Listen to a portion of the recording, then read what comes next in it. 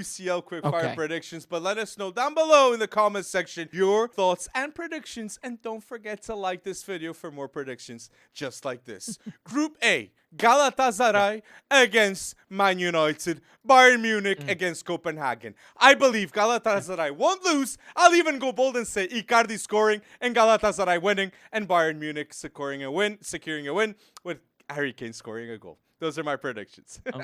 I like it. I think I think Harry Kane is going to likely be Golden Boot leader by the end of this game versus Copenhagen. No offense to Copenhagen because they played very well. Got a historic win against Manchester United, and I think Galatasaray. I mean, it's elimination time. So Manchester United is currently beating the heck out of Everton over the weekend. My guess is Galatasaray is going to end that party a little bit early, and they're going to be fighting for Europa League because Mauro Icardi, Dries Mertens, and Wilfried Zaha were on point against Alanyaspor over the weekend after a brief little losing session for Galatasaray. So I'm going to say, Bayern Munich, Galatasaray go through in Group A. Bayern Munich and Galatasaray is not looking good with Rashford having a better game, and yes, Garnacho scoring an elite bicycle kick. Group B now with Sevilla against PSV and Arsenal against Lens. I believe PSV will not be losing against Sevilla with Johan Bakayoko and Joey Veerman having a masterclass, and I believe Arsenal will secure a win against Lens and once again show that they are in the Champions League, meaning serious business.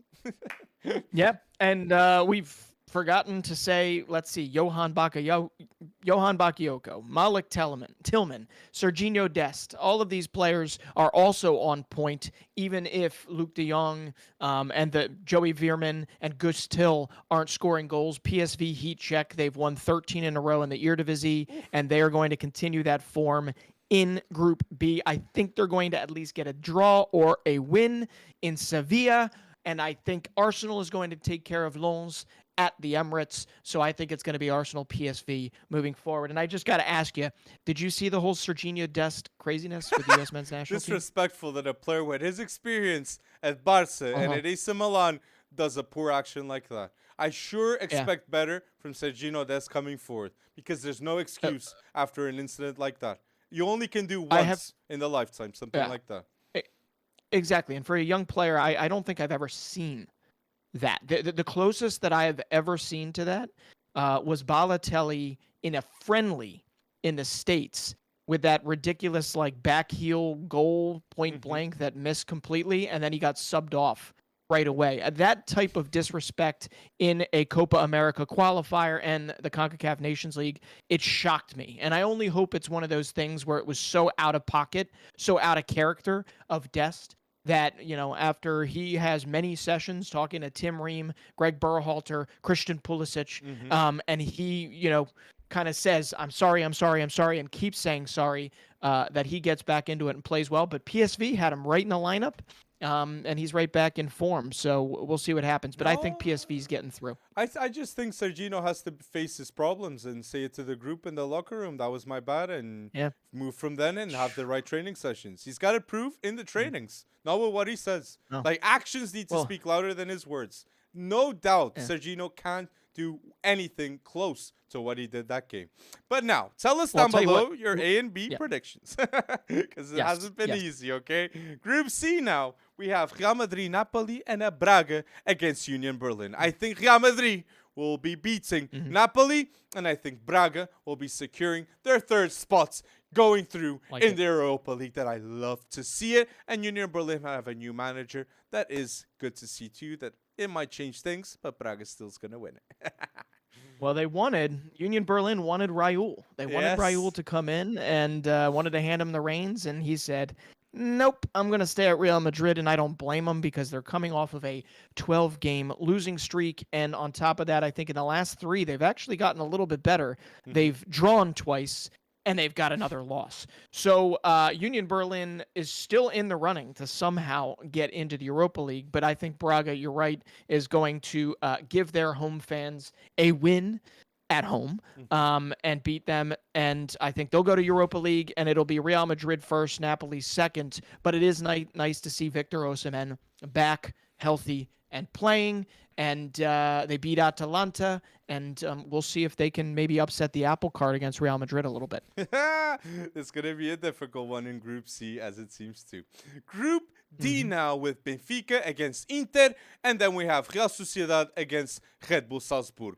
Benfica-Inter will be a display of one of the best wonder kids right now in football, João Neves, and Trubin in goal. He's playing quite well, but João Neves more against the Inter elite defense, okay? No doubt Inter has one of the best defenses in the world, but I believe Benfica will be securing at least 1 point at home with a masterclass of Trubin, Antonio Silva, and João Neves. Trust the youth, and Real Sociedad will be beating Red Bull Salzburg. That Real Sociedad has one of the best midfields in the world with Brais Mendes, Zubimendi, and Mikel Merino. Don't sleep on them. Yeah. Don't sleep. No, don't. So, yeah, I'll start with that. Real Sociedad will beat Salzburg at home. I'm going to say that. I don't think this Salzburg is as convincing as Salzburg's of the past. So I'm going to say something that's going to be a little bit controversial because you said draw. I think Benfica has the chance to beat Inter at the Estadio da Luz. And how nice would that be for them to secure at least the Europa League moving forward with these 2 games left? I just think Benfica has not shown their best self yet. And what a day would it be midweek if they decided to do it against one of the best teams in the world right now in terms of form, right? So Benfica, I'm going to say, is going to beat Inter Milan midweek, and they are going to be well on their way to at least getting that 3rd place over Salzburg, and I'm going to say Real Sociedad eventually wins this group. Wow, bold statements right here, and check João Neves in that game. I love what I'm hearing from Bretson right here, okay? And let us know if you agree with the bold statement that Bretson just said, because I even have goosebumps, mate. I even have goosebumps after what I heard from you just now. But this is the difficult Group 2. Group E with Feyenoord against Atletico and Lazio against Celtic. I think definitely Feyenoord against Atletico, I think both teams are going to score in Rotterdam. Goal of Griezmann and a goal of Santiago Gimenez. Don't be surprised if that happens, but I'm going to say Feyenoord doesn't lose, and I'm going to go Lazio beating Celtic. Mauricio Sarri, ball in the Champions League. Well, I am going to have to agree with you, except for that whole Lazio thing. I think Celtic is so far gone. I mean, if you saw Lazio this past weekend, I'm not entirely sure what happened to versus Salernitana, but they lost to Salernitana. And I don't know if I'm saying that correctly, but it is not great there. But I think you're right. I think Feyenoord and Atleti will share points. I think Feyenoord actually has a shot to beat them with how good Santiago Gimenez has been, obviously, in the Eredivisie. He's got his first 2 goals against Lazio in the Champions League, and Calvin Stengs is coming off a hat trick for the Dutch national team, which puts the cherry on top of a really, really, really long winded, injury-prone period of time where he's playing his best football. So I'm going to say, long-winded way of saying Feyenoord will make its way near the top, but Atleti will still beat and win the group.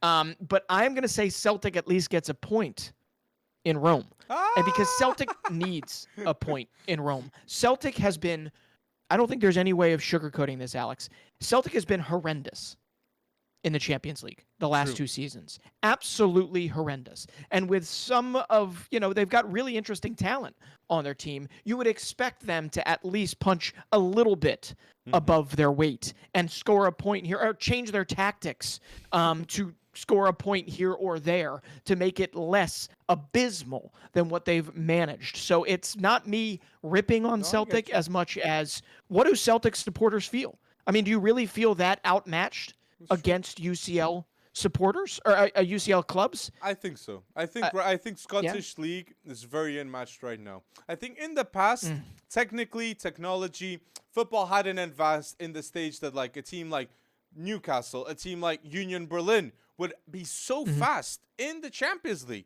If you see their progression, you didn't have teams that were so well developed in such a short period of time. Celtic was an established team. They were a top team with Eric Larsson in the past. Like, it wasn't so far ago. So I think that with time, Celtic has been suffering with the progress of football in other leagues and other teams too. But Alex, if Copenhagen can beat Manchester United, right? If let's see who else. If Lens can beat Arsenal, Okay, Celtic should be able to at least beat one of these squads, and that goes back to last season as well, because it isn't even really games. Yeah, they've got a draw this season, I get it. It's true. but And they signed Paul it's Bernardo. really it's tough to see. I hope he does good. Mm-hmm. And yeah, they let go of Jota, and there's still no player that has that like Jota type charisma in that team, in my point of view. I like Abada. Palma. I like Rio Atate. Yeah. I like Palma too, but still, there's still it needs more time. But let's wait and see if they can make it happen. Group of death now, always a difficult one to predict. Group F, we have Milan against Dortmund, and we have PSG against Newcastle. I believe AC Milan will be beating Dortmund with a masterclass of Mike Maignan that is back and crucial, one of the best goalkeepers in the world. And I believe Paris Saint-Germain will be beating a difficult team of Newcastle, even though it's away. Newcastle played tremendous football, a lot of injuries, but Kylian Mbappe must show that he's a Ballon d'Or contender against Newcastle. Milan's going to win, and PSG's going to beat Newcastle in my predictions for Group F. Yeah.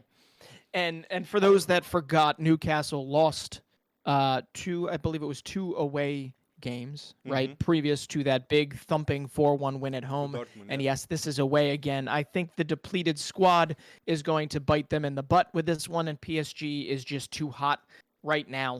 Kylian Mbappe in his last 11 games for club and country has 14 goals and 6 assists. So that's 20 goal involvements in his last 11 games. And obviously, respectfully, he led PSG over Monaco 5-2 over the weekend. And I just don't see Newcastle, as much as I'm going to love seeing Lewis Millie on the field again, I just don't see it happening for them, which is going to hurt. But Milan Dortmund, I think, is going to wind up in a draw, because Dortmund, while I don't really like what they're doing right now, they still find a way to get results. And they were down 2-0 in the first 30 minutes against Gladbach over the weekend, and then they scored 4 goals. And got to give some credit where it's due to Jamie Bino Gittins getting on the pitch and having a goal, having an assist, and back healthy again. So it's good to see that, but I think Milan is tough. Christian is back. Maignan is back. Tiani Reinders is running the midfield very capably. So it's great to see. But I think we also need to mention I wouldn't call it the elephant. We'll call it the baby elephant in the room here. A 15-year-old, Alex, a 15-year-old became the youngest to ever debut in Serie A, and that is Francesco Camarda. 15 years old, 8 months, in such a storied, wonderful league. It is and a storied club, I should say that as well. But there was nothing more heartwarming than seeing his family react to that, seeing him take the pitch. And if you don't know his numbers, I don't have them for you right now, but they are... Good for you, because they are Mukoko numbers in that academy, are they not? Francesco Camarda at 13 had 487 goals, and he had 87 games. 483 goals. Elite. Francesco Camarda at 13, 483 goals and 87 games. And 2018-2019, he scored 172 goals in 31 games. Why did he play? Why did he came on and became the youngest player ever in Serie A? Because he performed in Primavera this season already, and he has scored in the Youth League at 15. Unreal. In more than one game. Milan needs a striker. More than one game. Exactly. Where's Okafor? Embarrassing. Where's Okafor? But Mike Maignan is back. So that is a very big plus. But let us know down below, who is the next youngster like Francesco Camarda that is going to be brewing in a top team? Because we'll be mentioning under 17 World Cup 2 more forward. But going now with Group G, we have Man City, RB Leipzig, and we have a very important game for Europa League spot between Young Boys and Red Star. Man City is going to win this game. Confident about that. And we're going to see, I think, Young Boys winning at home against Red Star. But it's going to be a 50-50 game between these two teams. I don't really need to add anything more there. But Young Boys needs to win if they want Europa League, and if they're at home, they got to get it done. Red Star has better form as of late. Young Boys, I think, lost over the weekend to Zurich, the tippy top of the table. And RB Leipzig, they're not going to beat Manchester City by a lot of goals. So if they were to even beat Manchester City, at what cost? So you might as well accept your second place because and go through it, I guess. But Xavi Simons, they lost over the weekend to Wolfsburg. Xavi Simons was still very, very good in that game. I'm going to be more interested to see him against this Manchester City side, and whether or not Pep uses this as a moment to rotate. But we'll see. It's interesting. That is an interesting thing to see. And maybe we'll see, Joel Endala that balled out in the Under-17 World Cup. Yeah. I'm joking. But that would be a bold thing to see. But wouldn't that be cool? But Luke Geba is going to be introduced in England, and Xavi Simons. So it'll be interesting to see how Xavi Simons plays in English territory. Right Oscar there. Bob, at least. We should see him. Oscar Bob. Yeah, good show. And maybe Valentin Barco if they get that done. But let's not now. He's still in Boca Juniors. But Group H now, the final group, we have Barca against Porto, and we have Shakhtar Donetsk against Royal Antwerp. I fully expect Porto not to lose against Barca because this Barca team is very poor right now. And if Porto don't lose in Camp Nou. If Porto don't lose at home against Barcelona, that will be a big statement. A Porto team that has Ivan Jaime, a good Spanish player, Evan Nilsson, Taremi, Diogo Costa, Alan Varela. So fingers crossed, and let's wait and see if they manage not to lose. So I'll go Porto not losing, and I'll go Royal Antwerp beating Shakhtar that have an interesting player with Sudakov. Ooh. I think Royal Antwerp could do it. I really like Mandela Keita. I would love for them to do it as well. And Royal Antwerp deserves a win, at least in this particular Champions League. But I'm with you. I'm going to say Porto-Barcelona draw. But the last time Porto went to Barcelona, you may recall this, you may not. You were a young boy back when this happened. This was 2011, and it was the Super Cup. And there were 2 red cards given to Porto. And it was Messi, it was Xavi, it was Iniesta, it was Dani Alves, it was Mascherano versus Hulk. Freddie Guarín. João Matinho, just Varela, some great Otamendi, Falcao, Rames. I don't know if they were in that game or maybe they were transferred. But like the Porto team, the Porto iconic team was one of the best teams I've ever seen in my life, personally. Hulk, Rames Rodrigues, Falcao, Guarín, Moutinho, Maicon. Then you have the fullbacks Danilo and Alexandro, Elton back in the day. Beautiful, mate. I love that you mentioned that. Well, I had to, and they'll hope that the scoreline ends differently because that was a 2-0 Barcelona win that day, and I believe they had Kleber, starting up top on that day, so they might have already transferred a few out. But I just had to go down that memory lane. It was surprising. Obviously, that was at Camp Nou, and this will not be at Camp Nou because it is under renovation. But it is pretty awesome to see that, and that is the wonderful thing about the Champions League, and that is the wonderful thing about Barcelona not always playing, say, Real Madrid or PSG, is that 10 years plus 12 years was the last time Porto played in Barcelona.